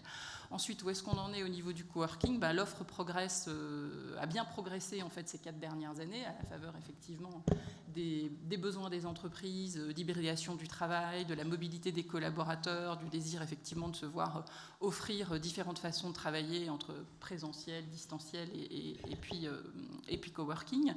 Ce que l'on voit, c'est que le stock, on va dire, d'espaces de travail flexibles s'établissait aux environs de 1 million de mètres carrés. La période d'hypercroissance, elle est plutôt derrière nous.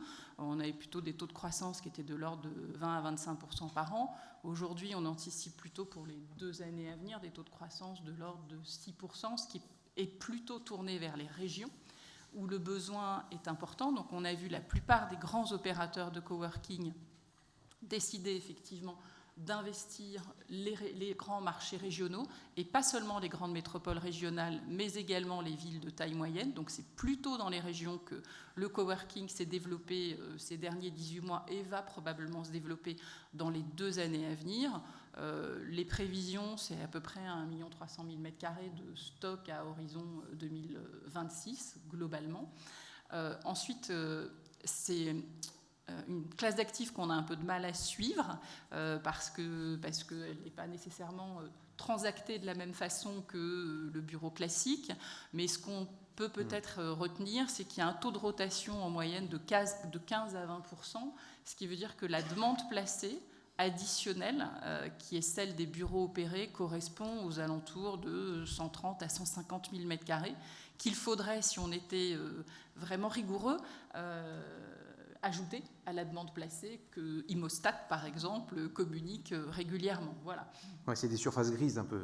C'est des surfaces grises. Alors, elles viennent. Moi, je trouve que c'est très intéressant parce qu'en fait, on voit bien que le marché de la sous-location est en train de diminuer à la faveur, effectivement, tout simplement du bureau flexible et de la prise à bail en bureau flexible.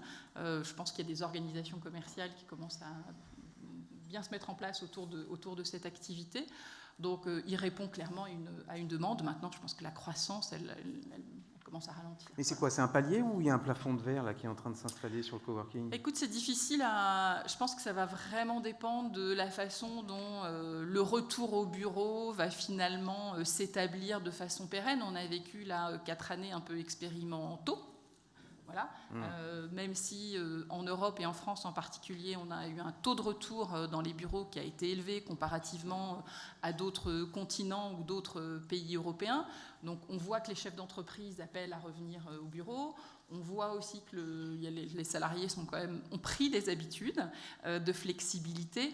Donc je ne saurais pas te dire si la croissance future va continuer aussi vigoureusement. Honnêtement, c'est un peu difficile, c'est un peu tôt pour le dire. Voilà. Ça sera un autre débat. Mais bon, il paraît qu'il faut travailler plus, les entreprises veulent qu'on revienne au bureau, donc on voit dans quel sens souffle le vent. Voilà. Je reviens un tout petit peu sur les propositions de valeur autour de l'immobilier opéré. Est-ce que quand on est mur et fond, finalement, c'est un gage d'une meilleure liquidité ? On a vu que le sujet de la liquidité était clé ces dernières années pour les investisseurs. Quelle est un petit peu votre opinion là-dessus, Ludovic ? Ce qui est clair, c'est qu'en France, je pense qu'on avait une culture quand même très importante du bail, historiquement, et en particulier les investisseurs institutionnels étaient quand même pour l'essentiel actifs dans un format de bail. Je pense qu'on l'a tous expérimenté dans l'hôtellerie en particulier. Depuis maintenant, je pense, une petite dizaine d'années, on voit que cette mentalité évolue et qu'il y a de plus en plus des investisseurs qui se positionnent mur et fond. C'est assez nouveau pour la France, mais c'est très ancien dans des contextes plus anglo-saxons. Je pense que la plupart des assureurs et fonds de pension internationaux sont positionnés dans des formats mur et fond depuis très longtemps. Ou avec une exposition au business opérationnel.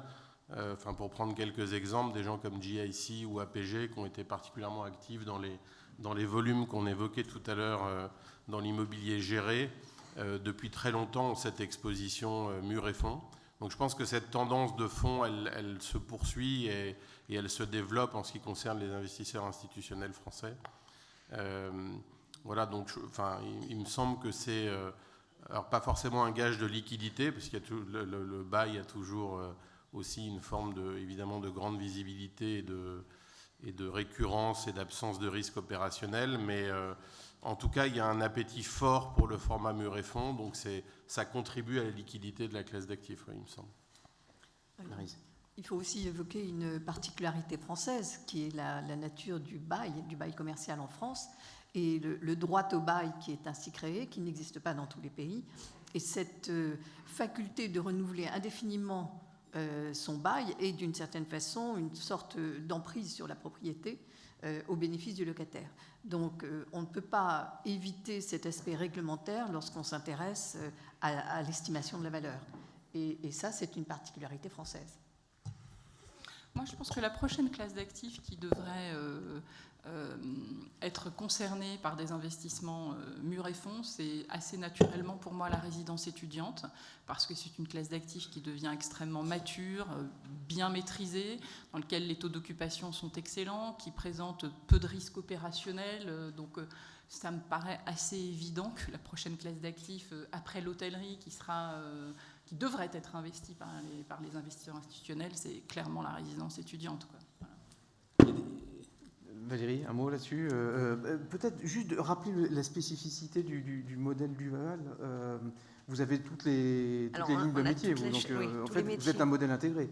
Complètement. Donc, on est effectivement, je l'ai dit, promoteur, exploitant et investisseur, avec quand même des règles, je dirais, qui sont propres à chaque BU. C'est-à-dire qu'on peut très bien travailler en communauté sur toute la chaîne. C'est-à-dire, quand je dirais, les planètes s'alignent, on va partir du métier du promoteur, on utilisera donc l'exploitant du groupe et au final c'est l'investisseur du groupe qui devient un investisseur, mais chacun reste bien évidemment campé sur ses critères. Clairement, on est en concurrence permanente. Quand je dis nous, c'est le promoteur, on est en concurrence permanente avec les autres par rapport à l'exploitant. L'exploitant a ses critères, eh bien, il n'y aura aucune dérogation, aucun sacrifice, on va dire, sur les critères de l'exploitant par rapport au bénéfice de l'immobilier, enfin du promoteur du groupe. Donc on reste, voilà, chacun a la possibilité de travailler avec d'autres. L'intérêt d'avoir, je dirais, tout sous la main. Nous, promoteurs, c'est qu'on connaît bien le métier de l'exploitant, parce qu'on échange quand même régulièrement avec eux. On voit aussi, je le disais tout à l'heure, la nécessité pour l'exploitant aujourd'hui de s'adapter. On voit une conception qui évolue pour répondre vraiment à un besoin, à un usage. Aujourd'hui, bon, on ne va pas se le cacher, Odalis a quand même suffisamment de retours pour pouvoir effectivement, de ses clients ou de ses résidents, pour pouvoir adapter ses produits. On a aussi cette agilité, cette flexibilité. Quand on connaît le produit, on peut co-travailler ensemble. Mais voilà, après, chacun garde bien évidemment ses règles. Ça évite de faire des bêtises ? Alors, d'un point de vue de la conception, certainement. Après, je pense qu'on n'en fait pas trop. Encore. Bon, dernière question avant de pouvoir donner la parole à la salle. Sur le potentiel de croissance de l'immobilier opéré, si on fait cette même table ronde dans 2 ans ou dans 5 ans, est-ce qu'on aura inversé les dynamiques de marché? Est-ce qu'on aura inversé les chiffres de volume d'investissement en faveur de l'immobilier opéré? Est-ce que la demande placée de bureaux sera tirée par le coworking plus que par le bureau traditionnel, si on fait un peu de fiction? Sans faire de fiction, je pense qu'on est tous conscients que les besoins structurels sont là, ce qui est déjà un bon premier élément de réponse.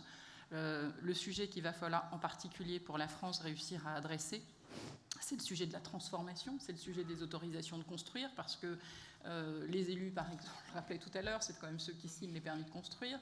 Sur le sujet de la résidence étudiante, on ne peut pas dire qu'ils soient hyper supportifs d'après les retours qu'on peut avoir du développement de ce type d'opération sur leur territoire, alors même que c'est géré aujourd'hui par des opérateurs professionnels, etc. Donc je pense que pour le cas particulier de la France, il faut absolument et impérativement qu'on simplifie effectivement les normes, les procédures administratives pour être capable effectivement d'adresser le sujet de ces besoins de résidents gérés par la transformation urbaine, parce que clairement, Il y a beaucoup d'opportunités sur des immeubles qui sont aujourd'hui vacants, de transformation dans ces classes d'actifs gérées, alors étudiants, seniors, hôtellerie... La ministre a parlé de transformation de bureaux en logement étudiant, c'est... oui, mais c'est quand même une bonne... clairement, c'est un chemin qu'il faut impérativement employer. Et voilà, je pense que c'est un sujet qu'il faut adresser en priorité. Voilà. Maryse. C'est un chemin difficile.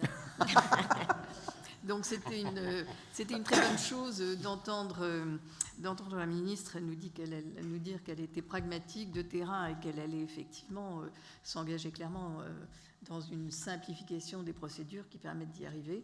Maintenant, les procédures ne relèvent pas seulement du ministre et de son pouvoir réglementaire, parce que pour beaucoup, en particulier les procédures... Les normes de sécurité incendie relèvent de la loi, donc d'un débat parlementaire, donc c'est long et difficile. Mais on ne peut que souhaiter qu'elle parvienne effectivement à simplifier les transformations de bureaux en logement, parce qu'il y a une réserve foncière importante, souvent bien située, contrairement à ce qu'on peut imaginer, souvent bien située, mais pour laquelle les propriétaires ou les investisseurs potentiels hésitent à lancer une transformation parce qu'ils sont conscients des difficultés réglementaires et des coûts supplémentaires. Est-ce que les bilans y tournent ? Pas toujours. Non, on peut se dire la vérité. Est-ce qu'au bout d'un moment... Ils tournent pour du long terme. Oui, je pense qu'avec la correction des valeurs sur le bureau, je pense que si on est sur une approche de long terme, effectivement, on commence à avoir des situations où la transformation de bureau en résidence gérée fonctionne, effectivement. Ouais. Mais c'est le début, je pense. C'est le début. C'est le balbutiement. Il y avait une étude prospective, je crois que c'est de Deloitte, sur la Défense, qui montrait que le coût de restructuration... grosso modo, d'une tour obsolète revenait à une valeur, une fois qu'on avait mis les travaux de restructuration, autour de 200 € du mètre. Je suis désolé, je vous cite une étude prospective de Deloitte. Je ne suis pas propriétaire de cette tour. Est-ce qu'au bout d'un moment, l'équation économique, elle n'est pas là? Elle n'est pas sur une non-valeur avant de pouvoir transformer? Vous pouvez transformer pour vous-même et recréer de la valeur sur le long terme. Vous êtes obligé de passer à votre voisin. Je ne connais pas spécifiquement le... Ça me paraît étonnant comme valeur. Je vais vous ressortir l'étude. Je vais vous ressortir l'étude. Je vais vous ressortir l'étude. En particulier quand on l'a déjà fait. Je sais que ce n'est pas possible. Et si vous ajoutez la difficulté des immeubles de grande hauteur en plus... Ça cumule tout, oui. Là, c'est clair. Au niveau de la sécurité, oui. Je parlais des immeubles de grande hauteur. Oui, moi je me suis attaqué qu'à des immeubles de faible hauteur. Bon, on aura notre sujet sur la défense à faire. Est-ce qu'il y a des questions dans la salle?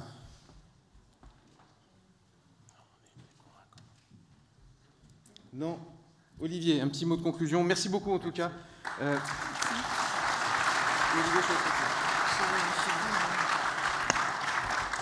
Un grand merci à toutes et à tous pour ces éclairages. À vrai dire, quand on s'est posé la question de quoi allons-nous parler aujourd'hui, et quand avec Jean-Michel notamment et le comité directeur d'IFPIM, on s'est dit tiens, le sujet de l'immobilier opéré est sans doute quelque chose qu'on n'a pas assez défriché, on s'est un peu posé la question, est-ce que finalement l'essor de cet immobilier opéré, c'était pas un peu opportuniste en disant c'est une bonne manière de traiter des sujets qui aujourd'hui ne tournent plus dans les modèles et qu'après tout, voilà.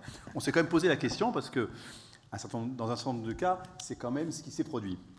Ce qu'on entend aujourd'hui et ce qu'on observe aussi, c'est que non, c'est qu'on voit bien que c'est un modèle en tant que tel. Alors tant mieux s'il peut servir ici ou là à donner une issue favorable à un projet conçu pour autre chose, mais qui finalement trouve sa bonne sortie grâce à ces éléments de création de valeur potentielle ou en tout cas à cette reconnaissance d'un besoin qu'il faut servir. Mais ce qu'on a entendu aujourd'hui, et encore une fois, merci pour vos éclairages, montre qu'on a devant nous l'émergence d'une classe d'actifs reconnue en tant que telle, attractive pour des investisseurs parce que créatrice de valeur de long terme, répondant à un besoin sur lequel on peut identifier qu'il est devant nous, et là il n'y a pas de doute sur le fait que ce soit les étudiants, les seniors, probablement le bureau pour la flexibilité, voilà, le besoin existe. Donc nous on est tout à fait convaincus de ça, et c'est ce débat à éclairer. Pour nous les financeurs, c'est aussi un sujet complexe, on commence à s'y attaquer. Nous, les financeurs de l'immobilier, nous, ce qu'on aime bien, c'est le bail. Hein, voilà, bon, mais l'expérience a bien montré aussi que le bail, ça ne fait pas tout. D'abord parce que de plus en plus, il est beaucoup plus flexible qu'avant, et que quelquefois, quand on peut pas, quand il n'y a plus de locataires parce que les immeubles sont fermés, on reste avec le même problème comme vous l'évoquiez tout à l'heure. Donc, d'une manière ou d'une autre, nous, les financeurs, on doit être capables, et on commence à l'être, de regarder le financement de ce type d'actifs, et on va même parfois jusqu'à se dire, au fond, c'est peut-être plus sécurisant, et Dieu sait si c'est très différent de financer une foncière immobilière, que de dire on va financer aussi une forme de private equity qui est la société d'exploitation. Donc ça, c'est des mouvements que nous, les financeurs, commençons à lancer parce que cette industrie de l'immobilier bouge. Donc voilà, on en a pensé que cette question de l'immobilier opéré méritait d'être posée. Elle en est à ses débuts, même s'il y a déjà des beaux accomplissements. On voit quand même que certains pays ont des traditions plus ouvertes là-dessus et que ça fonctionne, donc on n'est pas plus sot que d'autres. On a juste un peu plus de réglementation difficile. Hein. On a un talent pour se mettre quelques obstacles complémentaires. Mais voilà, donc nous, on est tout à fait convaincus de ça et on a trouvé, voilà, j'espère que vous avez trouvé également intéressant les éclairages qui nous ont été apportés par ce panel de nouveaux adhérents. Je voulais le signaler d'ailleurs, parce qu'un petit mot d'actualité quand même de l'IFPIM, vous êtes nombreux, on est de plus en plus nombreux, les adhérents nous rejoignent et je crois que cette table ronde est à l'exception de la FEI qui est partenaire depuis longtemps, représente des adhérents tout récents. Donc voilà, ça montre la richesse aussi de ce que cet institut peut produire en termes d'expérience et de métier. Donc voilà, c'était la petite actualité de l'IFPIM.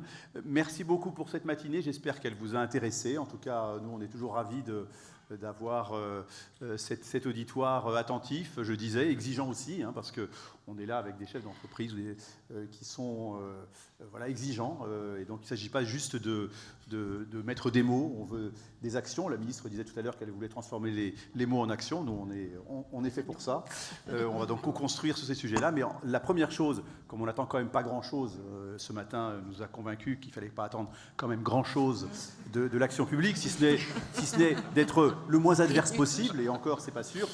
On sait que c'est dans nos métiers qu'on va trouver les ressorts, et c'est ça l'exercice que l'IFPIM veut mener. Donc, un grand merci de votre présence et à notre prochaine matinale. Merci. Au revoir à tous.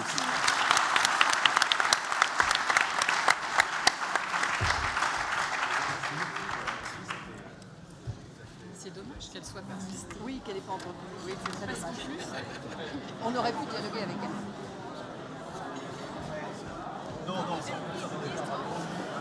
C'est dommage qu'elle ne soit pas restée. Oui, parce qu'elle aurait entendu des choses.